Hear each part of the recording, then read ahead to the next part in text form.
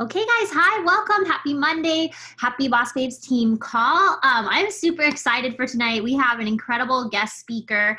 Her name is Jessica Clark. She is an Enneagram coach. If you don't know what the Enneagram is, you might be living under a rock. It is a big deal here in 2020, among other things.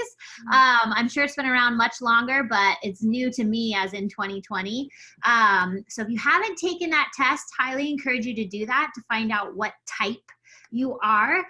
There's 9 types, and then there's a bunch of subtypes as well. I'm still learning. I just really know about my type, and I'm trying to learn about other types because there's so many different types on the team. So it's always good to learn about other people's personalities to help you better understand, 1, to understand where they're coming from, and 2, how to work with them. And you'll see the same thing with your coaches and family members and things like that. Yeah, if you do know your type, go ahead and throw it in the chat. That'll be really fun so we can see what everyone is. So how did I find Jessica? Well, my friend Julianne Condia had Jessica speak on her team call. I wasn't able to make that call, but Kim Meyer, who's also on our large team, who's on Julianne's team, ended up booking some sessions with Jessica for some coaching, and she posted about it in their team page, and I was really interested in it. So I got Jessica's information. We did a consultation, and I was like, this seems like something I'd really like to do. And so we've had our typing test, and we've had our first session. We have our second session coming up next week, and it's been awesome. It's been very emotional, which I'm not into sad emotions, but apparently that's what Jessica's getting for me. I feel kind of bad for her. She's probably like, shiz, this girl's ever stopped crying. It's so weird. Anyways, so she is going to do our team call tonight. Again, there's no pressure to book a session with her, but if that's something that you're interested in, she is incredible. And I'm really excited for her to talk to us tonight. So Jessica, you can take it away.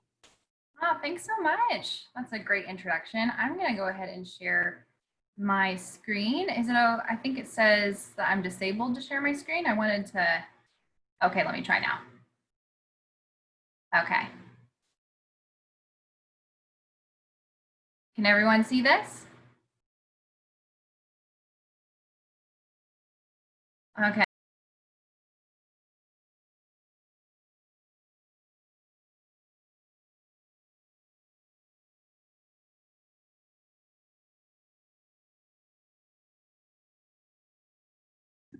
Did she leave? She didn't like us. Uh-oh.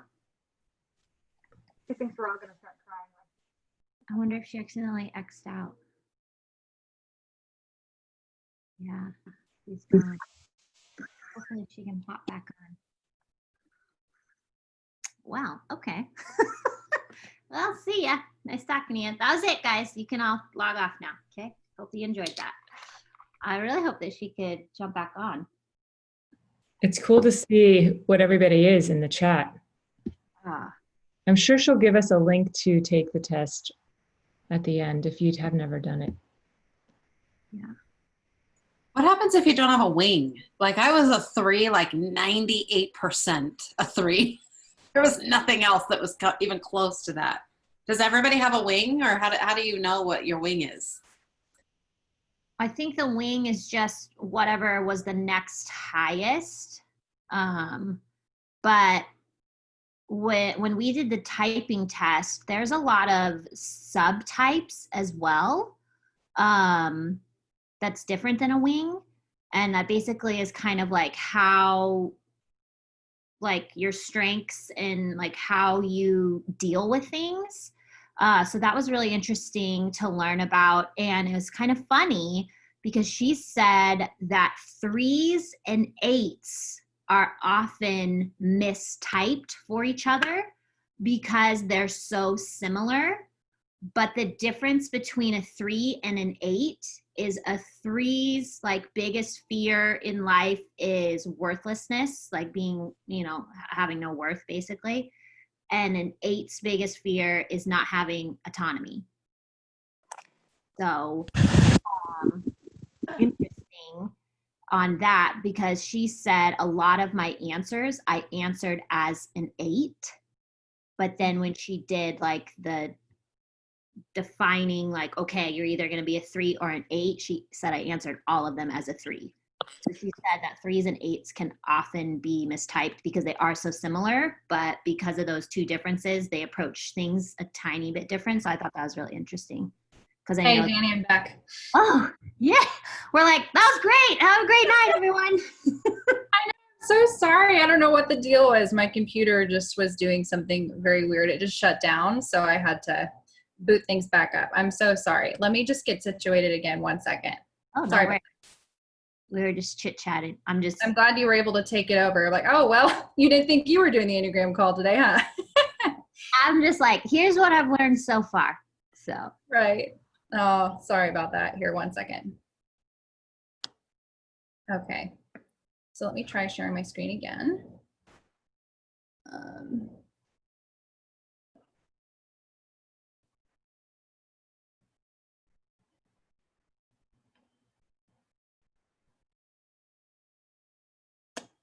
Okay.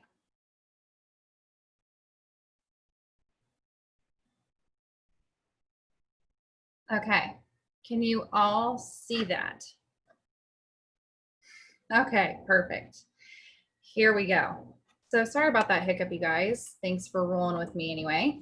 I am really excited to share with you all today, Team Boss Babes, about the Enneagram. I know, like Danny said, it is pretty popular these days. So for those of you who know about the Enneagram, this could serve as kind of a review for you.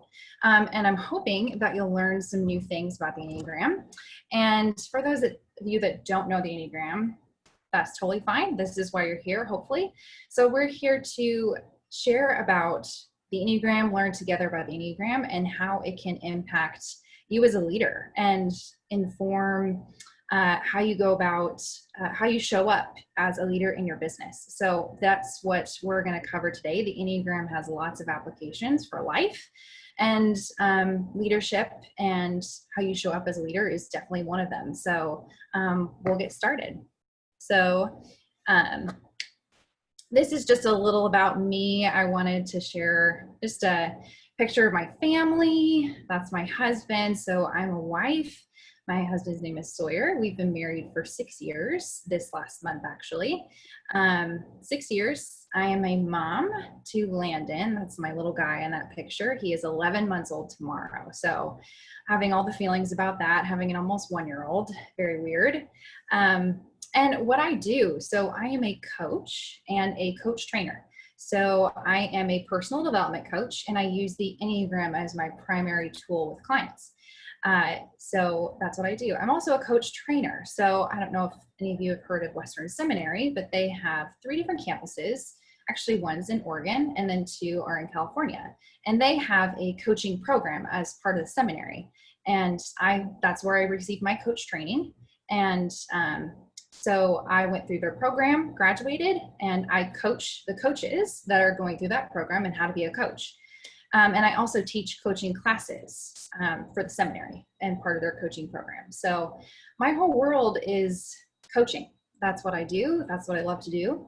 And I'm also going through a Enneagram professional certification program. So I can teach and coach on the Enneagram theory. So that's what I do. I love it. Love working with people on the Enneagram. It's my passion. So that's a little about me. Here's what we're doing today. I wanted to kind of outline, kind of give you an idea of what we're going to be talking about together. You know, my goal is not to make this super lengthy. I don't want to just gab out the Enneagram because there's lots of layers to the Enneagram, as some of you may know, some of you may not. So this is going to be just like an overarching general idea of what the Enneagram is, how it can help us in our leadership and in our business. So this is what we're covering today. And I'm hoping to finish early on the early side so we can kind of dive into some Q&A because I know a lot of you probably have a lot of questions. So this is what we're going to be getting at today. So what is the Enneagram? I'm sure a lot of you are wondering about that. And there are lots of definitions about the Enneagram out there. And it can be really confusing. It can be very confusing. It is an ancient personality tool. It's been around for a very long time, but it has gained a lot of popularity in the last 10 years, I would say.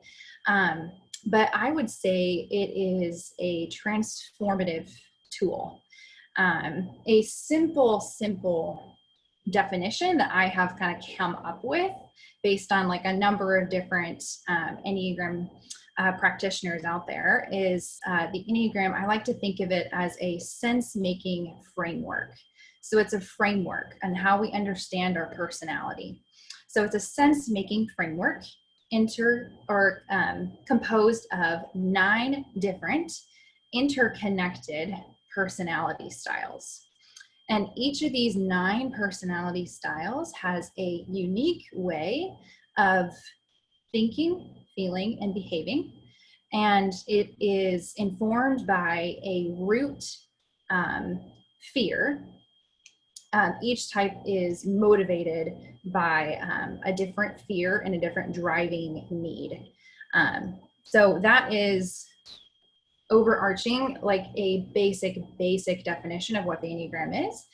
And you can see that, you know, the Enneagram is pretty interconnected. Just look at the symbol. I mean, maybe some of you have never seen this symbol. It might look weird. When I first saw it, I thought it looks kind of cultish and freaky. But it is, you can see all these lines.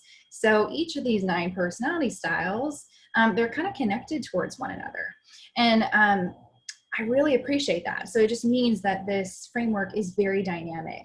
It is, it ebbs and flows into one another. Each of the personality styles kind of connect and touch with one another. So it's a very fluid system. It's very dynamic.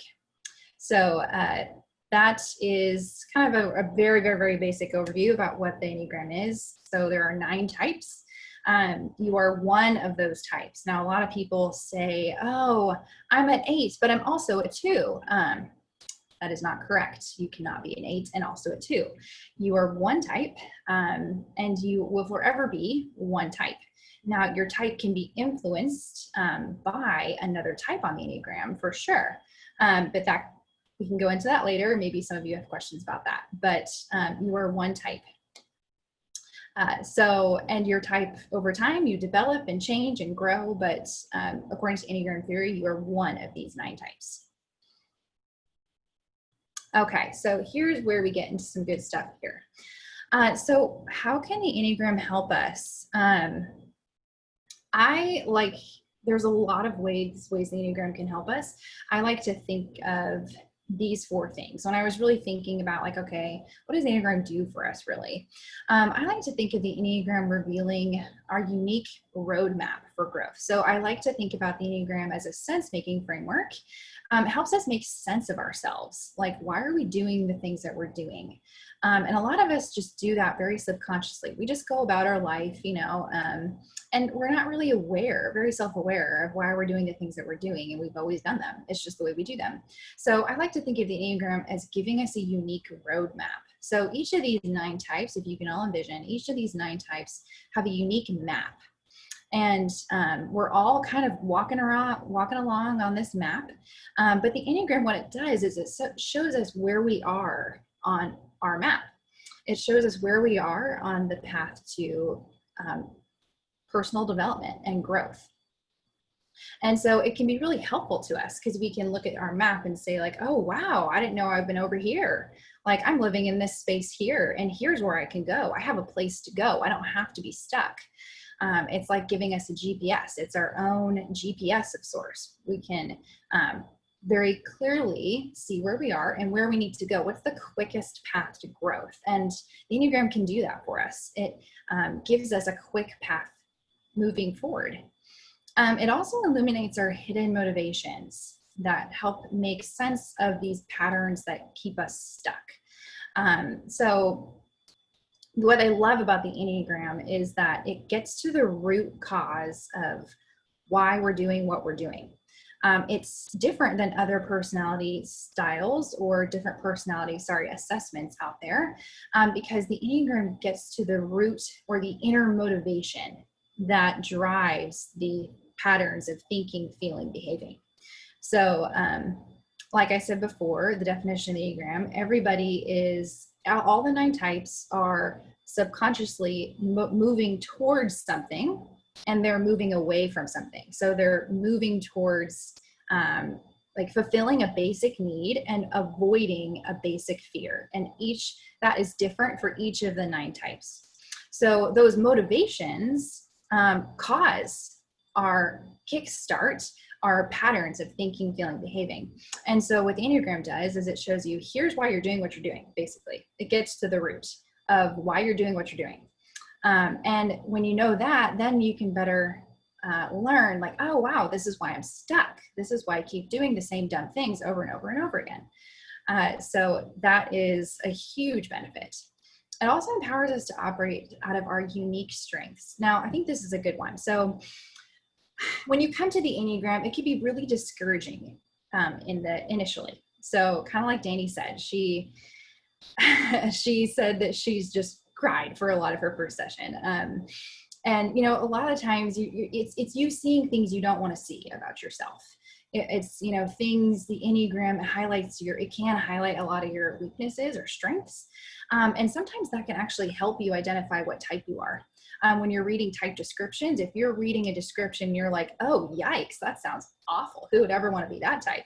That might be a good indicator that that's maybe your type. That could be a really good indicator. And then that's because a lot of us are really quick to identify what our weaknesses are. But a lot of us can be, our strengths, our unique strengths can be hidden from us sometimes, or we don't always see our strengths in ourselves. Maybe other people voice them to us. Maybe it's called out in you from when you're younger, or maybe now, and maybe you're developing some strengths, or maybe you just had like a unique strength, core strength, and you don't see it very well, but others do, but maybe you have a hard time believing it. And the Enneagram really shines a light on where your superpowers are, what your superpowers are, what are your unique core strengths of your type, and how can you really lean into those? So the Enneagram shows us that. And also, this is one of my favorites, it enables us to see ourselves and others newly with compassion, understanding, and hope. So this is a big one.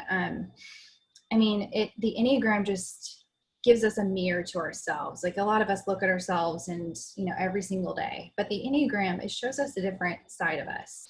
It's almost like, oh, you look in a mirror, like, well, I haven't seen that before. I haven't recognized that before. And that's what the Enneagram does. It shows us different sides of ourselves that maybe we were blinded to. So it helps us to see ourselves newly. And when we see ourselves newly, we can see others newly.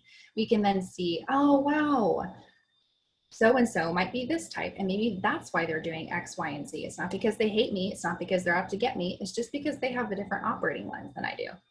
I like to think about the Enneagram in this way too. Imagine that everybody is walking around with different colored sunglasses on. Each of the 9 types have a different colored sunglasses.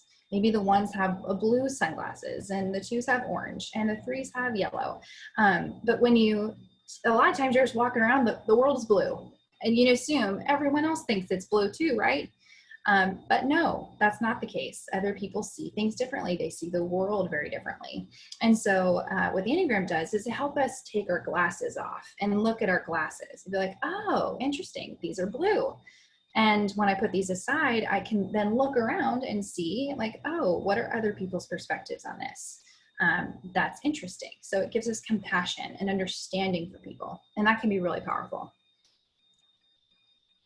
Okay, so here are the 9 types, and I'm not going to define each of the 9 types, and a lot of you are probably like, oh no, but because that would take a long time, and we don't have all the time in the world, but here are the 9 types: type 1, the reformer; 2, the helper; 3, the achiever, and you can go down the list. And what I'll just touch on here is that each of the 9 types, they have a name associated with them. So type 1, the reformer, they have different names. So some people may know the type 1 is the perfectionist. I like to call 1s the reformer because it's a little nicer sounding. So, what I like about the names is that it can be really a quick assessment. Like, if you have no exposure to the Enneagram, you can look at this list here and think like, oh, that one looks like it could be me. So that's a helpful part of, just listing and the names. That's why they're helpful. But I often don't like to talk about the types as just their name. So because here's why. There could be a lot of prejudices or biases or assumptions that can be negative. And it can be really easy to just put type 2 in a certain category because their name is the helper. So you can very quickly come to a lot of assumptions that are not correct and are not fair to the person. So I try to avoid saying, oh, I'm a peacemaker. I'm a type 9. So what I say is I'm a type 9. I lead with type 9 because numbers are very neutral. They're just a number. And, at the end of the day, the Enneagram is not capital T truth. It is not the end all be all. It's not going to give you every single answer for your life. It is a very, very, very powerful transformative tool, but it's not the answer for everything. So I like to just kind of refer to the types as by their number. So here are the 9 types. And we can certainly dive into what each of those look like if any of you want to have a typing interview with me, but I'll go through that piece later. But I just wanted you to see that these are the 9 types.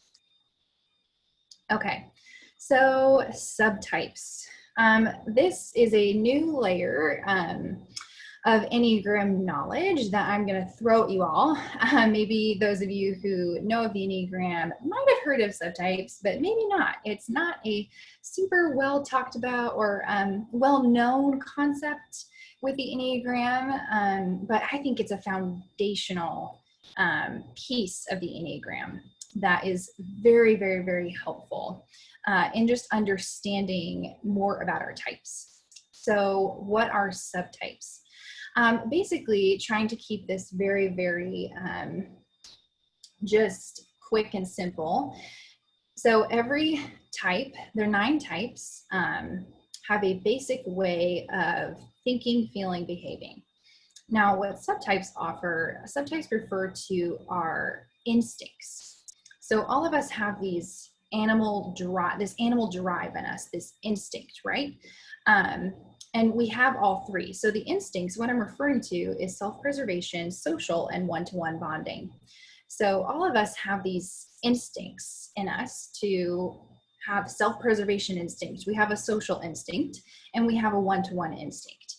And that's what the subtypes are. So it's just another layer of understanding. So I guess you can say that the subtypes are the kind of what drives the thinking, feeling, behaving. It's almost like we're an autopilot. It's just like animal instinct. And I'll explain this more so it becomes a little more clear. It might be fuzzy right now. But so all of us have these primal drives in us. Self-preservation, which means just taking care of our core essential needs. Making sure we are taken care of.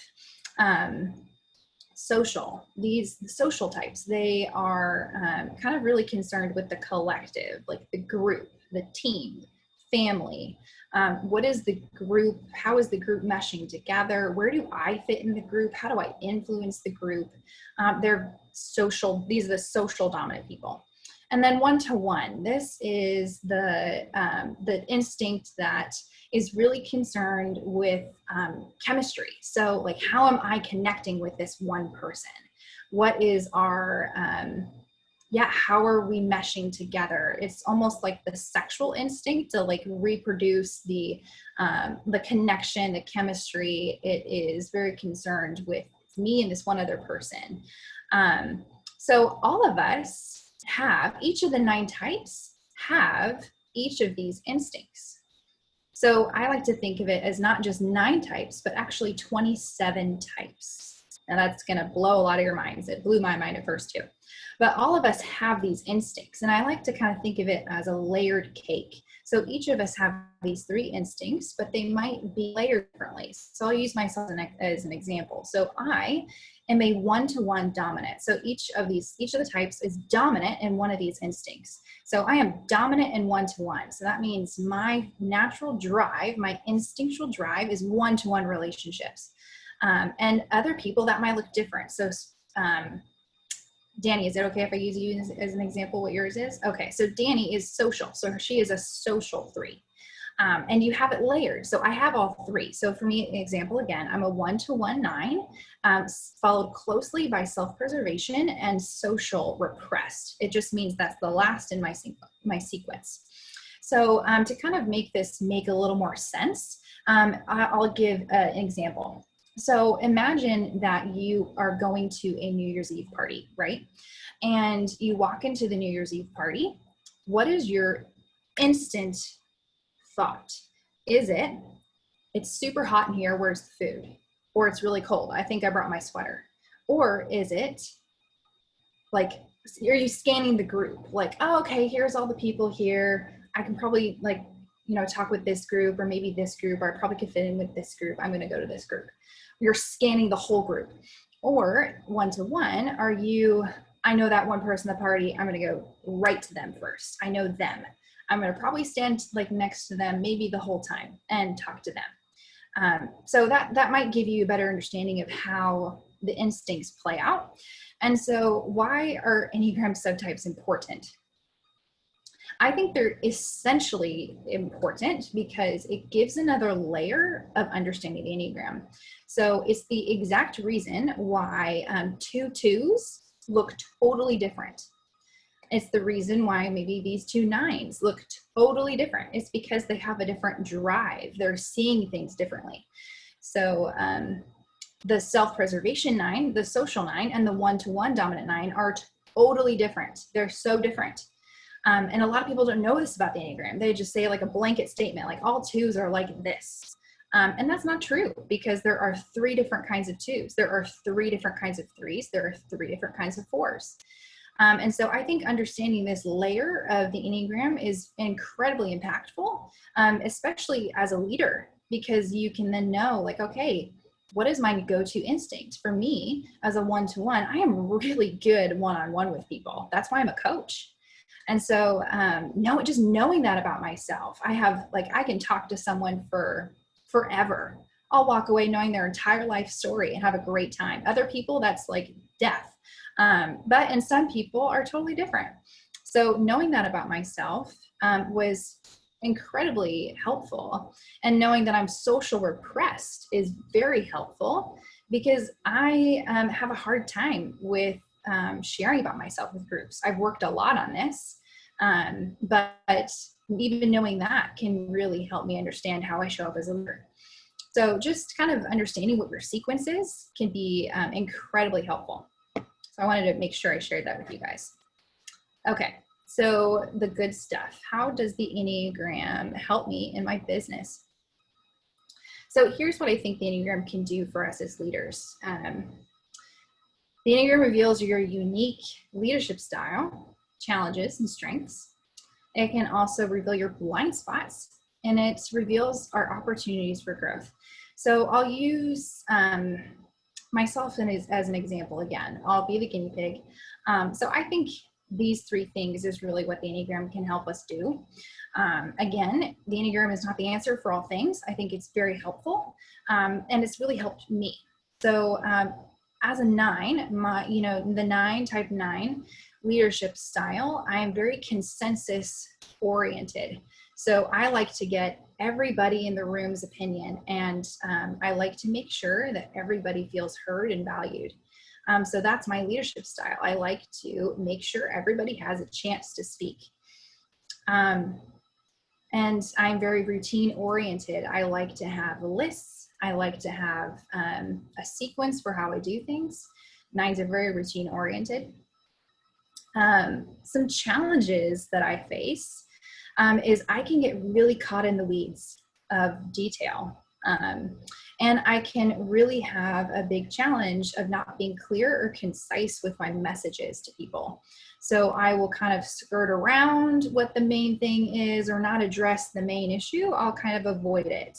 I'll look for other ways to rope in other things. I tend to avoid. And that's a huge challenge of mine. It's taken a lot of work to realize that, but that can be a challenge for sure. Is I'm not very clear. Because I want everybody's opinion. A lot of people don't actually know what my opinion is. because I have a hard time sharing what mine is, and I'm afraid that it might hurt someone's feelings. And so that could be a leadership challenge of mine, that people may not know what my opinions are or what I want to do, because I'm so busy hearing everybody else. A strength of mine is that I am very, very, very mellow. I am even keeled. Nines can be sometimes called the cool cucumber of the Enneagram. Just nothing really shakes them. I don't rock the boat. I'm very, very steady Eddie. And that can be a really great quality as a leader. So when crisis comes, I'm just level-headed. And I can kind of zone in and it's okay. Here's what we need to do. I'm calm. And that can be a great strength that I have seen in myself. More now. I've always had that strength, but it's a strength that's really I have owned since knowing about the Enneagram. Blind spots. I think blind spots are incredibly, this is kind of where it hurts. A lot of people don't like to know what their blind spots are, and you can be blind to your blind spots. A lot of us are. And this is, I think, one of the best things in discovering, becoming a better leader is knowing your blind spots. You have to know them. If you don't, gosh, it's doing a disservice to yourself. It's doing a disservice to your teams. It's doing a disservice to those you serve. And so knowing what your blind spots are can be really, it can be pretty painful at first. And you may become a little defensive, a little angry of like, no, I don't do that. But then once you kind of work with, okay, what are these blind spots? They can make a lot of sense. Just even revealing, you can reveal what those blind spots are can be really helpful. So for me as a 9, the things that 9s avoid, 9s are always pushing against conflict. 9s are motivated towards peace and harmony for themselves and with other people. So what I'm always avoiding is anything that even touches conflict, anything. So a blind spot for me is that avoiding conflict creates conflict. A lot of times I don't know that, but it's so good for me to remember that and think, you know what? No, because if I avoid this, it's going to be worse later for myself, for those I love. And another blind spot is that I tend to try and appease everybody, and it actually ends up hurting myself and the people that I love the most because I am trying to please. But the biggest blind spot is that conflict leads to more conflict. Avoiding conflict leads to more conflict. And the opportunities for growth. I think this I will speak to as a 1-to-1 dominant 9. The opportunities for growth for me as a leader is to own my own authority. 9s are pretty good at merging with other people, taking on the opinions and thoughts of others, almost in a subconscious way. We don't even know we're doing it. But just to go along to get along. I'm so afraid of hurting someone's feelings or rocking the boat that I will just like take on what other people are doing and be like, yeah, I'll do it too, whatever. But really the growth path for me is to disagree, to just outright disagree with people and be okay with that and share what my thoughts are. What is my opinion? And another growth path for me that I'm honestly still working on is my voice matters. And what I have to say is valuable to people. And so sharing what I have with others, working out the repressed social instincts. I oftentimes don't want to share what I have to offer to the world because I'm afraid. And so that's a growth path for me, is sharing with others what I have and sharing my voice. And it matters to people. And it should matter to me, and knowing that it matters to others. So these are the things that I think could be incredible if we all, this is what the Enneagram has to offer us as leaders. And it has tremendously helped me as a leader myself, and with my business. It's been transformative. And I love helping other people work on these things. So that's what that looks like. So next steps. I know that some of you might be interested in learning about what coaching with me looks like. And so I wanted to kind of outline if you wanted to take advantage of the opportunity, I'll share what this looks like on the next slide. It's basically the same thing I'm doing with Danny. And I'll share what that looks like. For any of you who want to take part, I have a special discount just for this team, just for your team. Team Boss Babes. So would love to work with you guys. Anybody who wants to work on bettering themselves or growing and learning more about who they are and maybe learn their team members. And so here's what coaching looks like with me. So what it is we start out with a 90-minute typing interview over Zoom. And that can probably sound very overwhelming, but it's basically, I'm asking you a ton of questions about your type. And I know this could be a little controversial, Danny, so I'm sorry. But I am not a huge fan of tests. I think they can be helpful, but a lot of times the online tests are incorrect. So not always, but sometimes they can be incorrect. So that's why I like to start out with a 90-minute typing interview. I've been trained to do typing interviews. And that's where it's like having a conversation. It's helpful to see, you know, the body language and the cues and everything. So we'll start off with a 90-minute typing interview to assess what your type is and what your subtype is. And then 3 coaching sessions going over exactly what I talked about. So your unique leadership style, your strengths and challenges, blind spots, and all that. And here's the cost. And it's regularly $425. And so that's what I'm offering for you guys. I have a limited amount of spots right away. And I'll kind of start in cohorts with anybody who wants to sign up and do coaching with me. We'll do it in cohorts.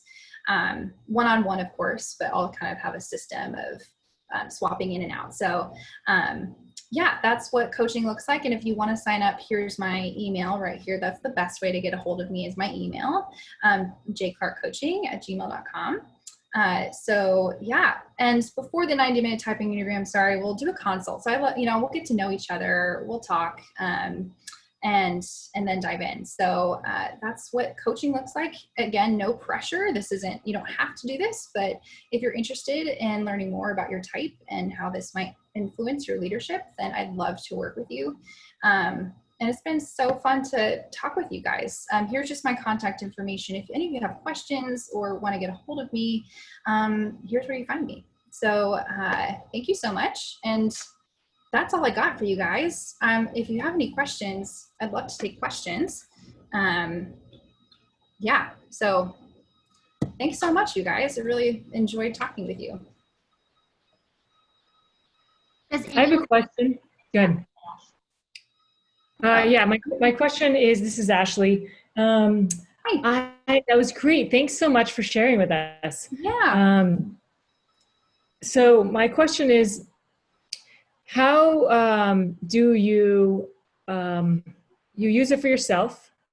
And if you're talking to prospects, future coaches, and future customers, are there any tools that the Enneagram uses so that we would understand like what kind of personality type that we're not talking to? Because an Enneagram is a personality type framework. Is that what, am I right?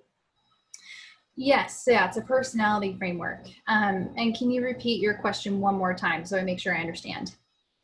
Yeah, no problem. I think my Wi-Fi is a little funky. So when you're talking to potential prospects, prospective future customers and coaches, yeah, by asking, are there any set of questions or anything like that with the Enneagram that you can suggest that we use so that we can determine who we are talking to so we can speak their language? Does that make sense?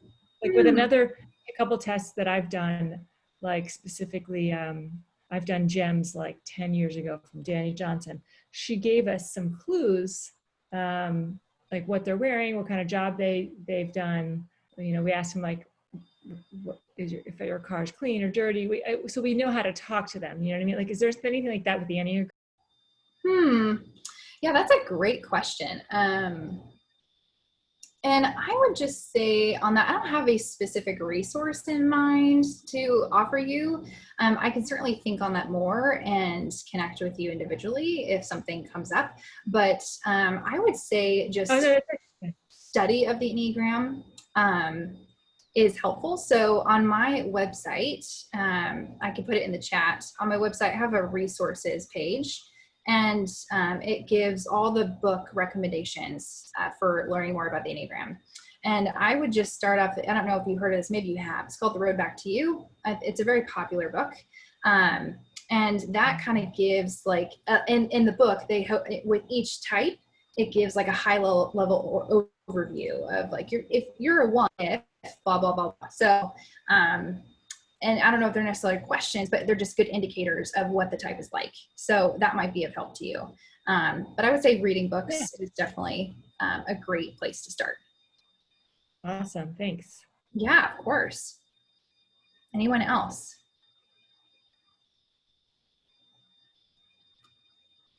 Are there any Enneagrams that you know butt heads specifically? I mean, I'm sure that all of us kind of butt heads in some way, but is there like a list of what ones maybe just struggle? My husband is a 1, I'm a 3, and I just, not the way, I'm not saying that at all. We just like, our numbers together, it's like fire all the time in a good way, but just like, I don't know. Do you know what ones maybe don't get along as much as others? That makes it sound like I'm no, and I'm not. no. Thank you for your question, Rachel. Thank you for your honesty. I love it. So I would say, I don't know if this is, if people know about this with Enneagram, but there are head types, body types, and heart types. And that just means everybody is like groups of Enneagram, kind of in the world of Enneagram, there's a lot of groups of 3. So there are 3 types in the head type, 3 types in the heart type, 3 types in the gut or the body type. So I would say a lot of times the types that butt heads could be like any of the 3, they're in the same like grouping. So like 1s and 8s are both in the body triad, and 1s and 8s butt heads a lot, I would say. I've heard of that. And it also depends. There's also some more aggressive types. Those are, I would say 8s, 7s, and 3s. And then there are heart types. I would say some heart types can butt heads, like 2s and 4s. They're both heart types. So yes, to answer your question, yes. And I would also add to that it's not just a guarantee. It really depends. A lot of the answers to that question could come from subtype. So there are certain subtypes that really butt heads. So for instance, a 1-to-1 1 and a 1-to-1 6, really, they can really butt heads. But that's just a lot of complexity there. So that's a long answer to your question, but to answer your question, yes. Yeah. When you say butt heads, can they not try to raise up their weaker personality types to like a strong 3? I mean, I see Rachel's a strong 3. I'm a 3. And when I was, 15 years ago, I was a run over you kind of a 3. But I've worked on myself to kind of, soften that and bring up, whatever my pearl is. I don't know. You guys know what I'm talking about. Yeah. You know what I'm saying? Yes. And that's a great point. That's a really good point. Thank you. So yes, I would say, and it depends on the level of self-awareness, I think is what you're getting at, right? So it sounds like you've done a lot of great work, knowing your personality. And I would say the less self-aware you are, it doesn't help any, then that can cause a lot of conflict between types, is just low levels of self-awareness in their personal development journey. So I would say awareness can be a wonderful aid to a lot of things, and especially in relationship. Thanks for that. So I have a question to Sure. off of that. Are there any instances where someone changes a type? Like, I know that you can kind of be more aware of some personalities, you can work on some aspects of things, but for me, the job that I had before, I feel like I was a completely different person than who I am now with coaching. I mean, I could see some correlation in things, but I feel like their strengths are coming out. So is there ever an instance where people change types, or is it that personality is typically with that person? Yeah, thanks, Kristen. That's great. I would say that you know, according to Enneagram theory, and this, I believe this, you are always one type. You are always just at your core, you have one type. You don't change types over time. And with Enneagram, it offers so much to us, and there's so many levels and layers of growth work that you can apply with Enneagram. So to answer your question, in the very beginning, I kind of showed the symbol and how they're kind of interconnected. So the Enneagram kind of shows, it reveals what we're like when we're stressed or when we're feeling at our best. And how we show up when we're stressed, we can look like a different number. So a lot of times people can mistype themselves because they've been stressed for, like, at a really awful level of stress for a long amount of time. And they'll think, oh, I'm a 6, or I typed as a 6, but actually no, they typed as a 3. And so, or sorry, a 9, they're actually a 9, but they might have thought they're a 6 because they've shown up as a 6 because of certain stress. So yes, to answer your question, there's definitely certain things that can influence how you're showing up, and you can lean on different numbers, particular numbers, according to that. So yeah. Okay, Yeah. one more question to piggyback off of that. Would you say that people are born with that personality, or it's what they develop in infancy and growing up? Yeah. And I would say that it's what they develop in infancy, growing up, in your childhood. And again, this is according to Enneagram theory, is that type is solidified around age 5. So yes, it's a lot of influence on, you know, family you grew up in, the culture, like a lot of that is influential too. And it's all valid. It's all there. So, but your type is set pretty early. So yeah, thanks for that. Any other questions? Sam asked if you could touch on tri-types. I think that's what it said. I'm trying to find it. Tri-types. Or something. I've lost it now. Oh yeah, tri-types. Can you touch on tri-types? Sam, can you unmute and explain? Yeah, hi. Hi. I've actually been like researching the Enneagram for like over a year now, I think. Great. And so I kind of like have dived in deep. Good. Yeah, I've come across some people who've talked about, I think it's called tri-types, or where it's like within the different, how you're talking about the head, heart, and body, how you have a type in each one of those. So that's kind of where I've been going towards, like researching, because I heard someone touch on that. So I don't know if that was like a personal, like, I think that might be like a personal theory of certain people, maybe. Yeah. And I'm not, I'm hoping that what I'm hearing is correct with what you're thinking. Cause there's a lot of different titles and, you know, different practitioners talk about certain topics differently. So if I'm understanding you right, it's kind of connected or based off the head, heart, gut triad. And so tri-type, I would say, at least the Enneagram teachers that I am learning from, maybe some of you have known about them, but it's Beatrice Chestnut and Uranio Paez. Beatrice Chestnut has written the book called The Complete Enneagram, the 27 Subtypes. And she's amazing. So I'm learning from her primarily. And so I think they don't talk about necessarily tri-type, but maybe if I'm hearing you right, that we operate, there is one center where we're operating most out of. It's either the head, heart, or gut.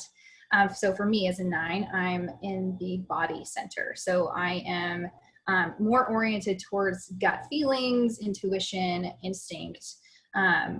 And I do operate out of head and heart. Obviously, I have a head and a heart. But I think maybe what you're referring to is Enneagram says that we're always trying to sync the head, heart, and the body together. So that's when we really have developed, is when they're all working kind of in sync with each other. So for certain types, one of the intelligence centers, as they called, is not really, it's not in touch. There's just like, it's not really working very well. And maybe one is working on overdrive. So I would say, I don't know if this is answering your question, so I'm sorry if it's not, but we have all three definitely. And I think that's a lot of great work we can do with the Enneagram, is working on what is our dominant kind of space. Is it your body, head, or gut, or body, heart, or head? And how much is it operating? And whether to tone that down or amp that up, and which is repressed. So which do you not even access very much? And how to kind of get them all in sync with each other, talking to each other. So I don't know if that answers your question at all. Could have been really off, so I'm sorry. But that's as far as I understand. No, that was great. It was kind of like just a little tidbit thing I've been looking into. Yeah. So I just wanted to see your opinion. Thank you. Yeah, very cool. Very cool. Anything else? I'm sorry, I'm not totally watching the chat. I'm just kind of leaning on people to pop out and unmute. I have a question. Sure. So I've been interested in Enneagram and kind of looking into that, my mom and I, and I've read some stuff about having like, there's like your type 9 and there's like your healthy side and your unhealthy, and like, what does that kind of mean? And like, how do you get to your healthy side versus your unhealthy and all of that? Yeah, no, great question. Yes, great question. Yeah, so the Enneagram, what's great is, and this is kind of what I referred to a little bit as a roadmap. The Enneagram is a roadmap. So it shows us where we are on the map. So if we think of levels of development as the roadmap, you know, lower levels of awareness is the bottom of development. So, you know, each type kind of acts certain ways when they are really not self-aware, you know, just like low, just kind of living out of like subconscious autopilot, just not very aware. And then there's the next layer where we can average, operating out of an average level of health, where we do have some awareness, but it's kind of where we operate most of the time, like on an everyday basis. And then there is the top layer of each type's path of personal development, which is your high awareness.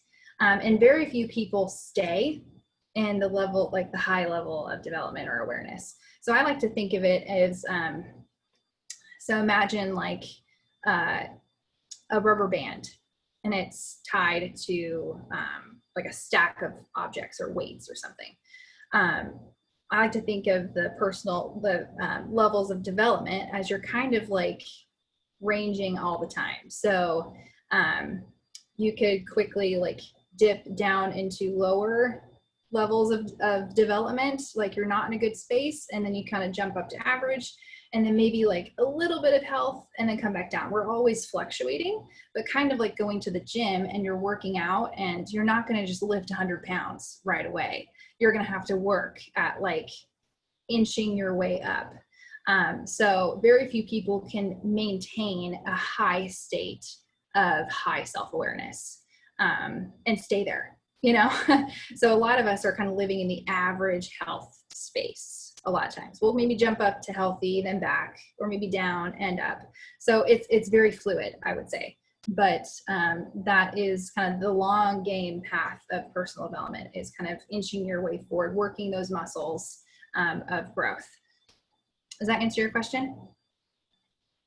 Yeah, with that, getting into like the higher development, is that just kind of like reading the books and kind of figuring out like your different sections, like mind, body, and all of that stuff to get to that higher development? Yeah, I would say that is a lifelong journey. It's not a 6-month project. It is a long game. And To your point, definitely it helps when you books and you talk about it with others and you do introspection when you are working with other people, getting help, seeking help from someone. That all helps, but I would say it's a lifelong journey. It's not like you arrived at any one point. So I have studied the Enneagram for years, and I feel like I'm kind of scratching the surface of what is possible for my own path of inner work. So it's a long game, I would say. It is a long journey, but it's a good one. So yeah. Thank you for that. Yeah, thank you. I have another question. Yeah, sure. I am obsessed with the Enneagram, literally obsessed. I'm on content. I ask every single customer and coach who talks to me, works with me, and actually pursues signing up with me. I ask all of them every single time. I'm like, what's your Enneagram? I want to know immediately. I just want to know how, not to be different with every person, but just how their personality works. But anyways, my question is kind of piggybacked off hers. So right now, and this is kind of what led me to Beachbody and being a coach, I'm surrounded by a lot of people who are complacent and unaware and oblivious to their unhealthy side of their Enneagrams. I wrote this down so it makes sense. Will they inevitably upset, and I'm probably not using the best words, but will they inevitably upset all the other signs at some point or another, or will they just keep finding other oblivious people? Like, who are they drawn to? Not that I'm trying to change the people that are around me, but I'm just kind of like, where are they headed? Like, are they going to wake up at any point? Does that usually happen? Or a tough one. I know. Yeah, no, that's a really good question. Thank you, Rachel. Yeah, and I think, a lot of us are just walking around kind of asleep to ourselves. A lot of us are very just walking around before we have any kind of self-awareness, right? It doesn't have to be just with the Enneagram. It could be anything that kind of wakes us up to ourselves. And the Enneagram can certainly be one of those really helpful things that helps us, again, like I said earlier, see ourselves newly.